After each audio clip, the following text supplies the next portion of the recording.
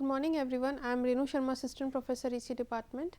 Today I am going to start with the next lecture that is related to this spread spectrum modulation. In short, it is known as SS modulation.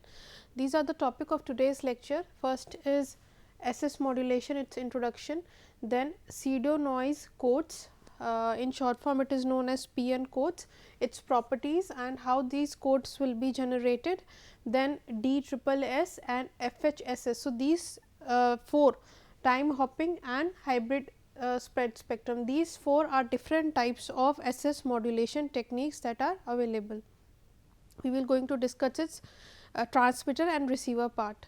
So, this is the introduction of spread spectrum modulation. So, these are the methods by which signal generated with a particular bandwidth is deliberately spread in frequency domain, resulting in a signal with wider bandwidth. So, basically this SS modulation is used for the purpose of encryption and decryption, which is highly secure data, and how this security is maintained. Like, let us see this particular example. This is the input signal or the original signal to which you want to modulate using this spread spectrum modulation. So, its bandwidth is B. Now, this particular bandwidth will be expanded to this bandwidth. Now, you can see that this bandwidth like B is far less than BSS. So, this is the main aim of his SS modulation. How this will be expanded? This will be expanded using this spreading code. Now, this code is known as PN code, which is of higher bandwidth, or you can say larger number of bits are there in this spreading code. So, when the modulo 2 addition is carried between this input signal and this PN code, output will be the BSS signal. So, this is the spreaded signal in frequency domain. So, to achieve this particular goal, the spread spectrum technique add redundancy. They spread the original spectrum needed for each station.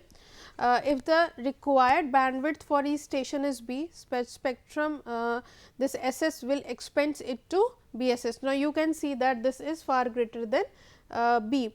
Now, after the signal is created by the source, the spreading process uses a spreading code and spreads the bandwidth. So, this is the introduction of SS modulation, which means that the spreading of the signal is there in frequency domain by adding extra number of bits, which is randomly generated. In short, it is known as PN sequence. Now, PN means pseudo noise codes with properties and code generation mechanism. Now, why this is known as PN noise, PN sequences. Now, pseudo noise sequence means these are randomly generated codes by a code generator that will act as a noise, because every time you are going to generate the code that is randomly generated, it will act as a key. Now, this same PN sequence is to be used at the receiver side for the purpose of decryption, then only the signal will be demodulated correctly. So, this is the main idea behind this PN sequence. So, assume that the clock rate is provided for generating each bit of a PN code. With one clock cycle, one bit of PN code comes out, which means that for every clock cycle only single bit will be generated. So, if I want 10 bits of PN sequence, now that will be generated in 10 clock cycles. Now, the bit rate of PN code is called the chip rate, which is 10 times or more than the data bit rate. The smallest time increment in the sequence of certain period or duration is T chip and is known as time chip. Then the total is known as total period consists of NC time chips. Now, this is how this particular chip rate or the bit rate for generating the PN sequences is all about. Now, next is this maximal length pseudo random code generation. So, how this code will be generated? Now, you can see that there are different registers are there, or you can say memory element, which will going to store only one bit of information. Now, you can see that here n number of memory elements are connected and their modulo 2 addition, that is XOR operation. Modulo 2 addition is also known as XOR operation. Its truth table is, let us say if we consider it for 2 bits of information, then its XOR will be like this one, like for different inputs the output will be high, when the input is same then the output will be low, or you can say it will be 0. So, this is the truth table of XOR gate.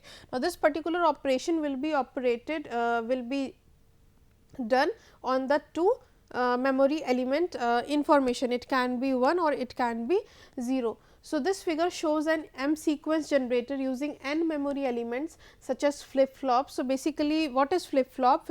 Flip flop is a 1 bit storage element. Now, if we keep on clocking such a sequence generator, the sequence will repeat after 2 to the power l minus 1 number of bits.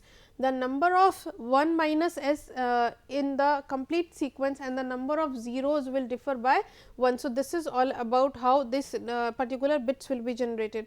Now, if the period of M sequence is n chips, now n will be is equals to 2 to the power n minus 1, where n is nothing, it is the number of stage in the code generator. So, this is how we have to decide that what are the number of stages in a code generator. Now, next is the autocorrelation property of PN sequence. The autocorrelation should be maximal for DS or PN sequence. Now, DS is nothing, it is direct sequence, or PN is pseudo noise codes. So, that the correct PN signal can be identified at the receiver from numerous coexisting signal. Now, you can see over here that this is the signal which has been repeated, this is the autocorrelation function that is denoted by RC tau, and its values autocorrelation of PN code will be there, which means its value is from minus T chip to plus T chip, this is the maximum limit. Now, auto and cross correlation equations are shown over here, like autocorrelation is R A tau is equals to 1 upon T code, that is the time period of the code that is generated.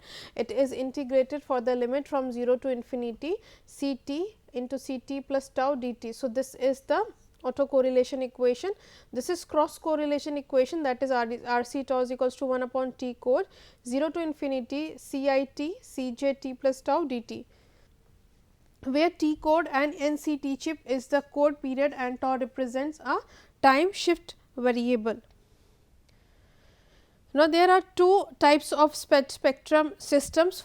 First one is the averaging system, second one is the avoidance system. In case of this averaging system, the interference reduction takes place because the interference can be averaged over large time interval, which means that in case the best example of this averaging system is the direct sequence spread spectrum technology, that is DSSS, and in this particular case the interference will be reduced because the interference can be averaged over the large time interval, and if we cannot do the averaging of the particular noise interval, then this does not belongs to the averaging system. Now, next one is the avoidance system. The reduction of interference occurs because the signal is made to avoid the interference for the large fraction of time. So, the best example of this avoidance system is FHSS, THSS and the chirping system, or we can say the hybrid system, which is the combination of DSS, frequency hopping and time hopping system. Now, next we will see in detail the DSS modulation technique. Now, in case of DSSS technique, it also expands the bandwidth of the original signal, but the process is somewhat different. So, likewise in the original spectrum technology, we are going to increase the bandwidth of the original signal. That particular thing is also used in DSS, but in a different way. In this case, each data bit is replaced by n bits using a spreading code. In other words, each bit is assigned a code of n bits called the chips, where the chip rate is n times that of the data bit. Now, whenever a user wants to send the data using this DSSS technique, each and every bit of the user data is multiplied by a secret code. Now, that particular secret code is known as chipping code. The chipping code is nothing but the spreading code, which is multiplied with the original message and the transmitted signal. Then the receiver uses the same code to retrieve the original message. Now, in this case, when the chipping code will be done, now this particular chipping code will be multiplied by the input signal, and at the receiver side same chipping code has to be used, so that the original message signal can be retrieved. Now, this is the modulator diagram, where this is the original signal and this is the chip generator. Now, the modulator will going to modulate the original signal with the chip generator data. Now, this chip generator is basically going to generate the data which is of higher data rate as compared to the original signal, and at the output we will get this spread signal. Now, this is the original signal, this is the spreading code and this is the spreaded signal.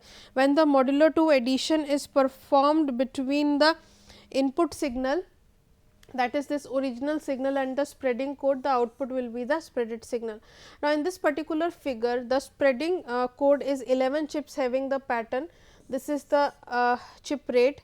If the original signal rate is n, the rate of the spread signal is 11 times of n, which means that this is higher data rate as compared to the original bit rate.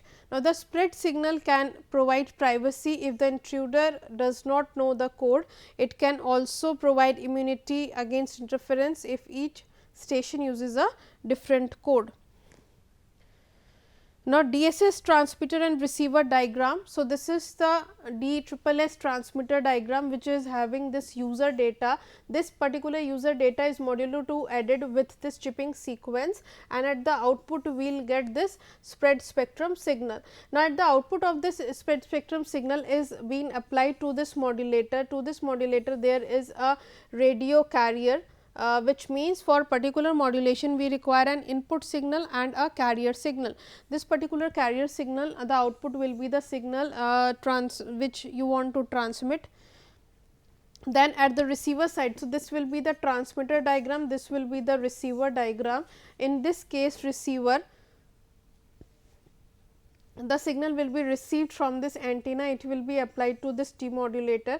To this demodulator we require the same carrier signal which is used at the modulator side, and the output of this will be the lower pass filtered signal that is applied to a correlator.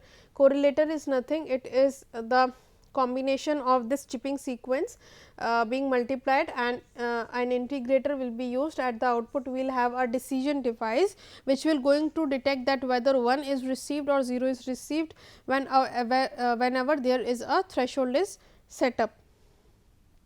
Now, next one is the FHSS technique. This technique uses m different carrier frequencies that are modulated by the source signal. At one moment the signal modulates one carrier frequency, at the next moment it will modulate another carrier frequency. Now, what does it mean? In case of this frequency hopping, the signal will hop from one carrier frequency to another carrier frequency, which means that the input signal is same, but it will be modulated by different carrier signals. Like you can see over here, this is time frequency versus power graph, 3D graph is there. This is desired signal hopping from one frequency to another. So, this is first carrier frequency FC1, this is another carrier frequency FC2, this is FC3, then FC4, FC5. So, you can see there are 4 to 6 different types of carrier frequencies are there, which will going to modulate the same input signal, and there will be different modulated signal will be generated. So, this is the diagram of frequency hopping. Now, you can see that an original signal is there, it will be applied to a modulator, that is nothing, there is a modulo 2 addition is there. Then pseudo code generator, that is PN sequence generator, will be generated by this frequency table, which has different codes, and there are different codes are there which is having their addresses. So, this is how the frequency table looks like. Now, each particular code will be selected, it will be applied to this frequency synthesizer, and the output will be the spread signal. Now, there is k bit pattern. Now, you can see over here, let us say for 3 bits of information, when k is equals to 3. So, the number of combinations that are possible are 8, which means 2 to the power 3 is equals to 8. So, for corresponding to this, there are different frequency combinations are there, you can select any one of it. So, this is how the frequency hopping system will work. This is the description of this particular diagram. Now, next is FHSS transmitter, and FHSS receiver. Now, in this case FHSS transmitter, this is an input signal MT which you want to transmit using this FHSS modulation. Channel coding is used which will going to generate 1 bit of information. Now, at the output of this there will be a digital frequency synthesizer modulator, and the input of this digital frequency synthesizer will be generated from this PN code generator, which will going to generate C minus 1 number of bits, and at the output of this there will be a frequency multiplier of k duration. Now, next is the FHSS receiver. So, here at the receiver side the first block will be a mixer. Now, to this mixer we are going to apply this frequency multiplier, then there will be a digital frequency synthesizer. This is the output of this digital frequency synthesizer will be frequency given to frequency multiplier, and this will be applied as a BFSK signal. Then there will be a message demodulation FSK and error correction code will be there. Now, this is nothing when we want to demodulate the signal using this FHSS or any kind of demodulation, in most of the codes there will be code checking, error checking and error correction blocks are also available. Now, that will be done will be going to generate this m dash t, that means it will be a signal which is approximation of the input signal, that is MT. So, this is about the FHSS transmitter and receiver. Now, this is the data and time frequency plane, that is an example. Now, you can see over here that there are different control codes are there. This is carrier frequency and each are having same carrier frequency, that is 8 kilohertz. The derivation of output frequency is 8.1 to 1.758 plus 1.25. Now, you can say that this is the deviation of the output frequency, this is basically the output frequency which is generated. Now, which means that the frequency will hop from one particular frequency to another frequency, and how this will be generated? This will be generated by this particular diagram. Now, this is the frequency hopping concept. Now, you can see that one code will be generated over here, this code will be generated now here. So, this is how the codes will be generated. So, this is the frequency hopping technique. Now, next is time hopping spread spectrum. So, this is the third type of SS modulation technique. In this case, the as in case of frequency hopping, there are different types of carrier signals are there, carrier frequencies which will going to modulate the same message signal, and different types of modulated signals will be generated. But in this case, that is the time hopping spread spectrum, this particular signal here the different time slots are there, like you can see the code will be generated over here, here the time slot will be changed, because this will one frame, this will be the second frame, this will be the third frame and so on. So, there are different frames are there, but the time slots are changed.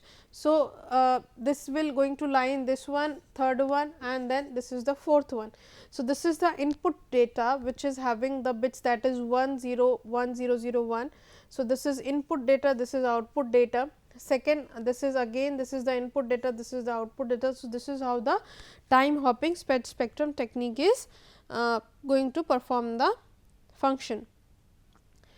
Now, next is a typical time hopping receiver is shown in this particular diagram.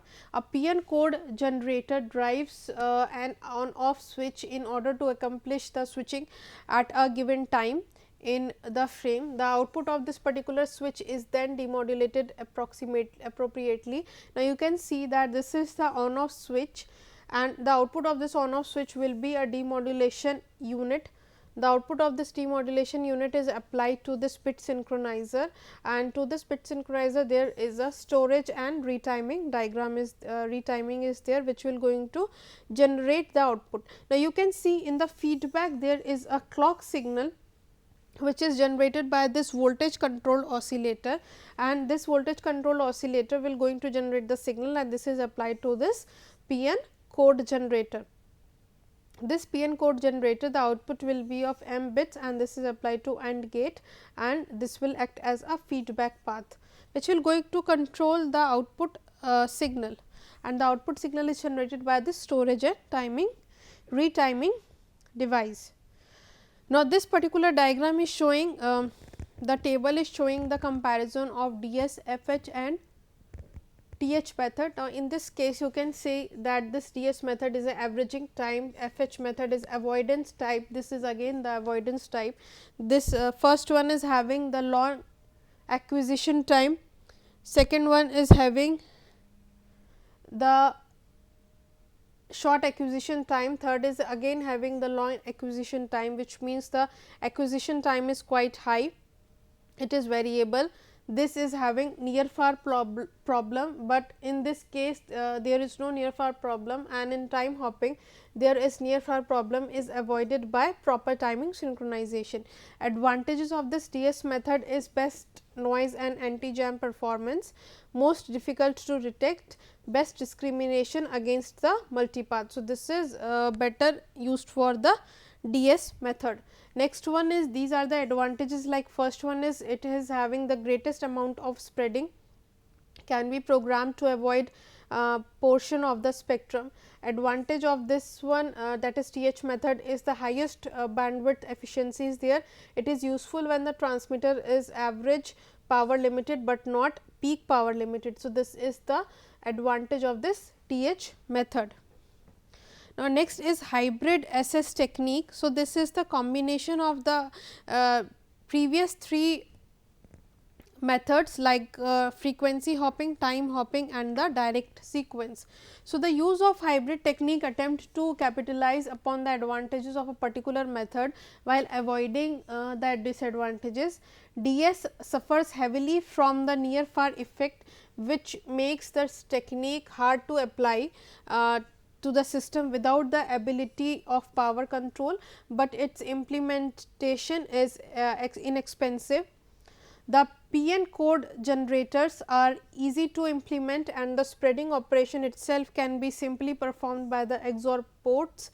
The selection of this SFH and FFH also has its own pros and cons.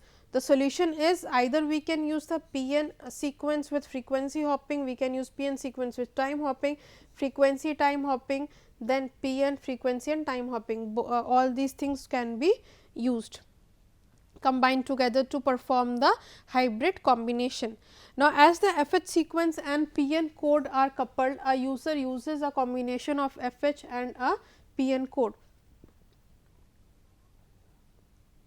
The application of this spread spectrum modulation are: first one, a specific example of the use of SS technology is the North America code division multiple access digital cellular, that is IS-95. So, CDMA, its second name is also IS-95.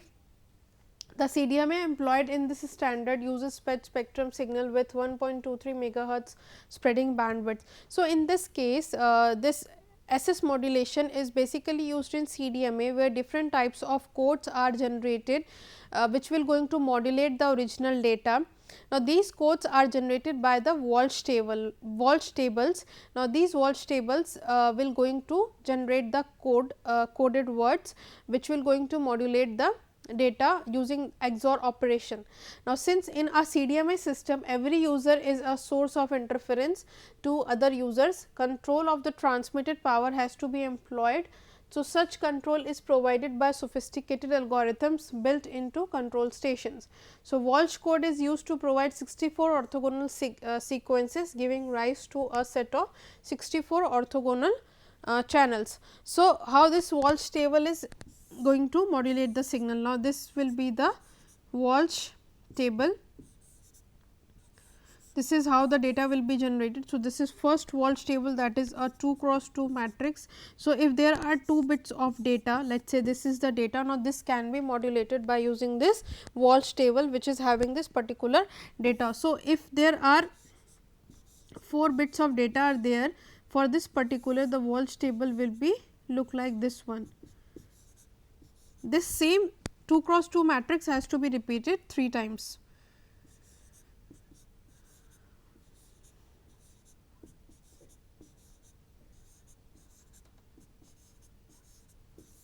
So, this is a 4 cross 4 matrix, which will going to generate this particular Walsh table, which will modulate 4 bits of data.